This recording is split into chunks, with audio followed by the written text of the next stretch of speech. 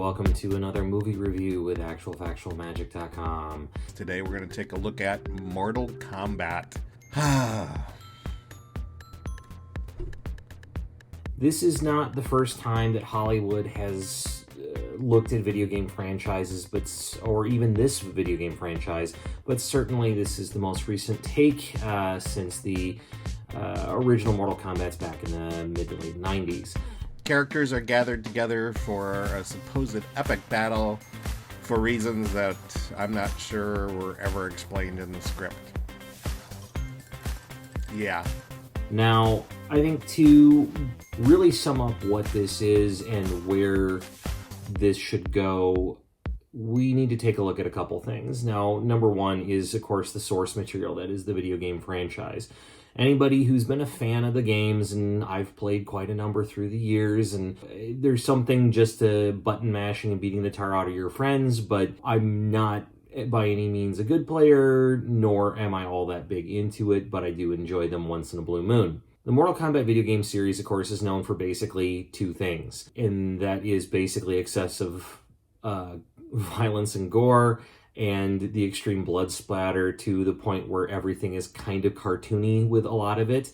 But it's a decent fighting game at the end of the day. What a lot of people, I think, don't realize, especially if they've never really played the games, is that there is story and canon that does follow through all of these games. And they've most recently rebooted with kind of the last couple Mortal Kombats. They've kind of rebooted and reincorporated some of the original stories and just kind of cleaned up some of the storylines. But we do still have a lot of that original source material. And I'm not going to say I know a lot about everything, but I certainly do know some of it. Why this is important when talking about the movie? Well, looking at the brand new Mortal Kombat movie, the opening of this movie is straight out of Mortal Kombat canon. You have two different clans that end up fighting with one another that are basically the core bases of the Sub-Zero and Scorpion characters. Sub-Zero, played by Joe Taslim, also known as Bihan, and the Scorpion character, Hanzo Hazashi,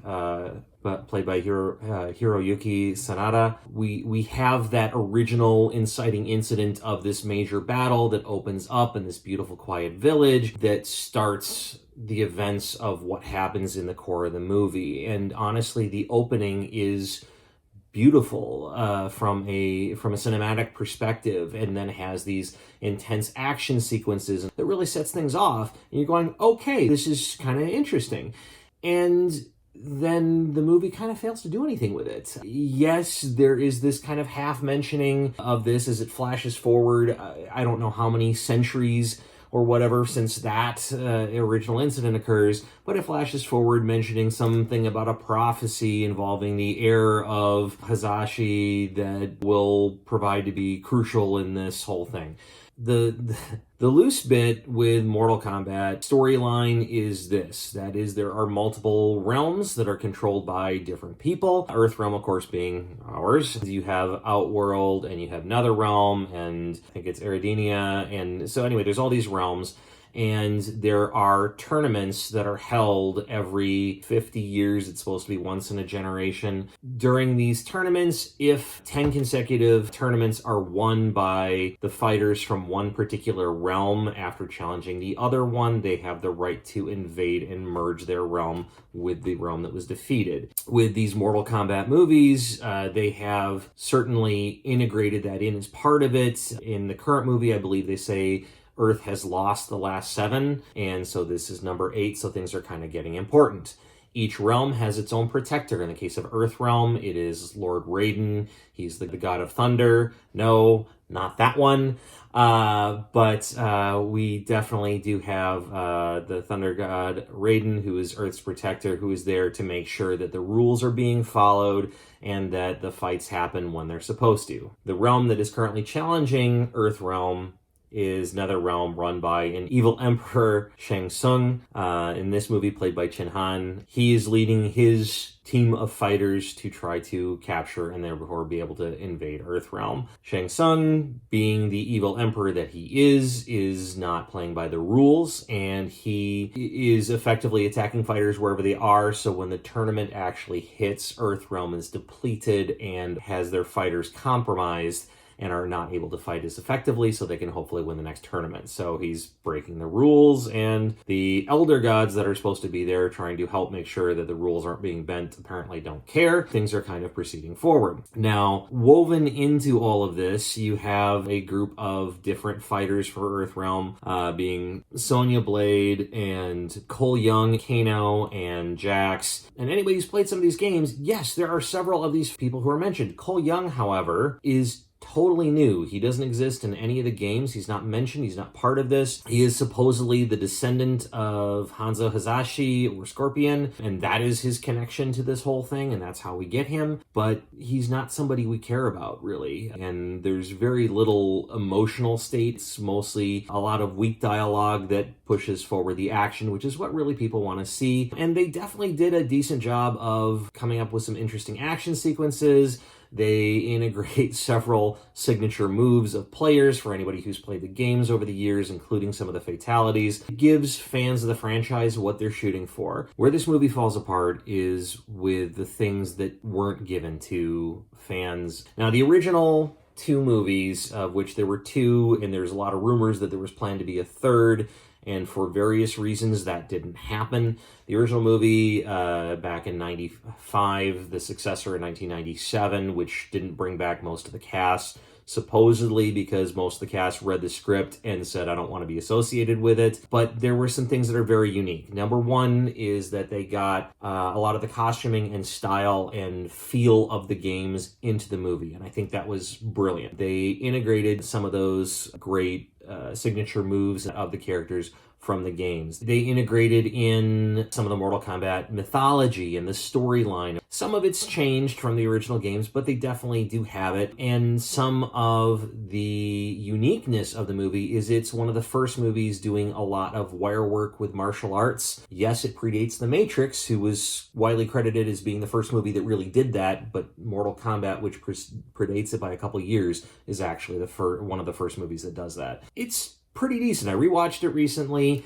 The special effects really look dated. I mean, it's very period 1990s, but for the time they were really decent. And I think one of the biggest things about the movie that people don't realize is that there is this massive soundtrack. It was on TBT Wax Trax Records. I believe the album went platinum within days of the movie's release. It is that big of a deal. The score of the movie is this epic mix of drum beats and electronic sounds that keeps a driving pace through a lot of the movie. Cut to a couple years later where we have the sequel, Mortal Kombat Annihilation. The movie is a wholly unmitigated disaster. It lost the campiness of the first movie that makes it kind of a cult movie, enjoyable movie. The first movie, on our 5 reel scale, I'd probably give it a 2 on the good movie scale, but it's a 3 on the bad movie scale because you can enjoy it for being a campy action movie, and it's got some funny one-liners in it. Second movie, Mortal Kombat Annihilation, is a half of the reel on the good movie scale and about a 1 on the bad movie scale. It lost a lot of that campiness, and so much of the dialogue and everything is overacted and forced, and it's just not good. It kept the great attention to detail with costuming and sets and getting characters who look the part, but losing some of the core actors that were certainly part of that original movie, I think, hurts it. But again, you still have a great soundtrack, and that's one of the few good things you can really say about it. We get to this new movie. The soundtrack's not there, the score is boring, and about the most interesting thing you can say about the music and soundtrack is that there's a remix of the Mortal Kombat theme. It's certainly updated, it's certainly modern music, but it is not the same driving, interesting soundtrack that helps kind of link a lot of things or provide a lot of emotion or even just kind of that fun scene-to-scene bit. The music is forgettable. The story is forgettable because there really isn't that much story to this movie. Most of the dialogue is kind of just usual little miscellaneous banter, but there's a couple of quips in there as one-liners that stand out because they don't feel like they flow with the rest of the movie. It's another movie like some of the lesser, let's call them superhero movies, or even some of the other video game movies, where the dialogue exists just to feed the fans of the franchise and nothing more. And in the case of Mortal Kombat, what the fans want to see is the blood, the violence, and the gore, and the action sequences, which are decent. If you don't like the blood and the gore, you're not going to like the movie, because 25 years since the last movie, almost, special effects and everything else they can do now have come a long way, and they can show that vastly more graphically than they could in the first one. So it is what it is. The new movie, I would give it 2 on our rating system, 2 reels. Am I glad I watched it since I'm a fan of the franchise? Yeah, but I watched it even a second time trying to find a more redeeming quality for this. And there's nothing that really, as an audience member, that got me invested in the movie. Like, this movie continues the long tradition of Hollywood movies not knowing what the hell to do with a video game intellectual property. I'm familiar with Mortal Kombat, but I'm not someone who played it endlessly on various game consoles. I believe this game is what gamers call a button masher. Sure, there are combinations to be learned, but most people just hammer away at the control buttons in hopes of making their characters do something lethal to the other character in the game. So chances for a deep, thoughtful plot or character development in a Hollywood movie based on a button masher game might be too much to hope for. And indeed, that turned out to be the case with Mortal Kombat. Mortal Kombat is a mess. I feel sorry for the actors, who I am sure were hired because they could act and do their own fighting stunts. That's something that takes skill and should be celebrated. I hope they all get jobs in John Wick 5. But in this movie, they may as well have hired crash test dummies and punching bags. There are a ton of good writers out there who could have easily written some life into these characters